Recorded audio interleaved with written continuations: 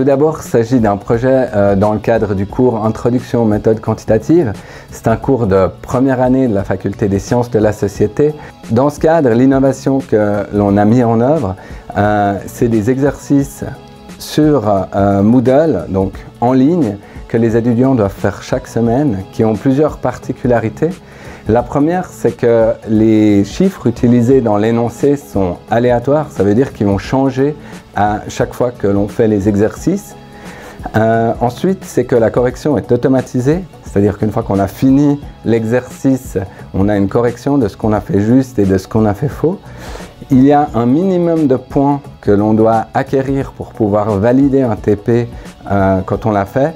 Et puis, pour valider ce minimum de points, on a autant de tentatives qu'on le veut. Le nombre de tentatives est illimité. Simplement, à chaque fois, on aura une nouvelle version. Alors, pourquoi mettre en place tout ceci? En fait, la correction automatique, c'est extrêmement important pour que l'étudiant puisse évaluer où il en est à chaque fois, comprendre quelles sont ses erreurs, donc de l'auto-évaluation au cours du semestre. Ensuite, c'est extrêmement important aussi d'avoir un minimum de points requis. Chaque étudiant doit arriver à faire un certain nombre de choses correctes et ça, en fait, ça va le pousser à identifier ses erreurs et les dépasser en revenant au cours. On a aussi les tentatives illimitées. Il ne s'agit pas de sanctionner ce que l'étudiant aurait fait de juste ou de faux en donnant une note, mais de l'aider dans son apprentissage. Donc, il peut essayer autant de fois qu'il veut dans ce cadre-là. Et puis pour toutes ces raisons, en fait, c'est extrêmement important d'avoir des énoncés qui changent à chaque fois. Pourquoi? Parce que d'abord, s'il y a des tentatives illimitées, il faut que la deuxième fois, ce ne soit pas le même énoncé que la première fois. Parce qu'autrement, si on lui donne les réponses correctes de la première fois, il pourrait juste les remplir la deuxième fois. Ça permet également de donner les corrections à chaque fois, vu que justement il ne pourra pas les réutiliser. Et puis finalement, ça empêche que l'on copie les réponses d'un autre étudiant. C'est d'autant plus important qu'en fait, on a mis en place un bonus qui fait que si on fait tous les TP au cours du semestre, on a un bonus sur l'examen final. Un des premiers effets de ces exercices en ligne, c'est qu'on consacre beaucoup moins de temps aux exercices dans les séminaires. En fait, les corrections sont beaucoup plus rapides puisque beaucoup des étudiants ont fait les exercices et puis ils posent beaucoup de questions sur les différents points difficiles. On peut vraiment centrer la correction sur ce qui a été difficile à comprendre. Et ça a dégagé beaucoup de temps pour des exercices beaucoup plus compliqués en fait. Si on doit faire un retour global, autrement, premièrement, c'est une très forte participation des étudiants.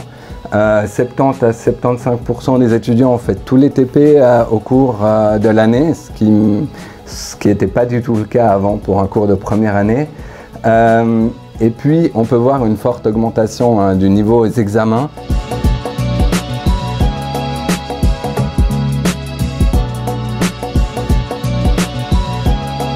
Les étudiants mentionnent que c'est très utile, que ça devrait être utilisé dans d'autres cours.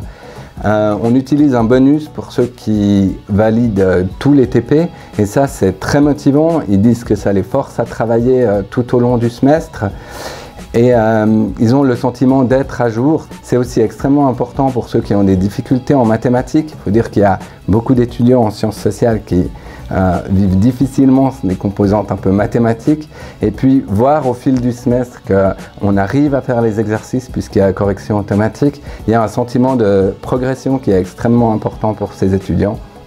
Pour les points négatifs, il y a la question du temps nécessaire. Ceux qui ont besoin de beaucoup de tentatives avant d'atteindre le pourcentage de points minimum, ça peut demander beaucoup de temps.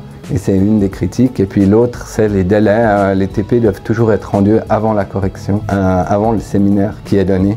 Et puis le délai est extrêmement strict. L'enseignant veut nous apprendre des choses et pas nous sanctionner. Donc ça, c'est vraiment quelque chose qu'on peut travailler en classe. J'ai plusieurs conseils. Tout d'abord, ça demande beaucoup de temps. Il faut être réaliste. Donc il faut que ça en vaille la peine. Et il faut identifier de manière très précise les défis auxquels on veut répondre avec cette innovation. Dans le cadre de mon cours, c'était une très forte appréhension des étudiants. Et puis le deuxième point, c'est très important d'avoir les moyens à disposition. Alors en fait, dans cette faculté qui est toute jeune, parce qu'elle est née en 2014, on a d'abord travaillé sur une réforme des bachelors et ensuite sur une réforme des masters. Et on a voulu innover dans les deux domaines, mais de façon différente. Pour les bachelors, essayer de mettre en place un enseignement parallèle et complémentaire aux cours magistraux, parce que les étudiants sont nombreux et ils ont des cours magistraux dans lesquels ils peuvent difficilement prendre la parole. Et puis dans le cadre du master, on développe l'enseignement par atelier de projet, qui font travailler les étudiants par groupe sur des commandes, sur des consignes un peu particulières, ce qui permet de valoriser toute leur capacité d'autonomie.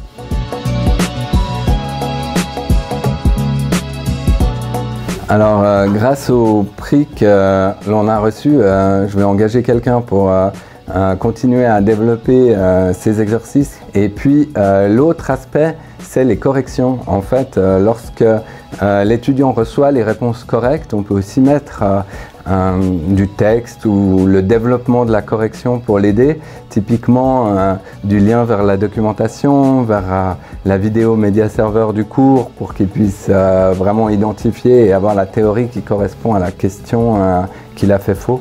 Et puis, c'est tout ce travail en fait qui va être fait. Je le prends vraiment comme un prix personnel pour Mathias Studer, qui a cette qualité qu'on avait bien identifiée chez lui, bien avant même qu'il devienne professeur associé dans la faculté, d'être extrêmement soucieux de la formation des étudiants.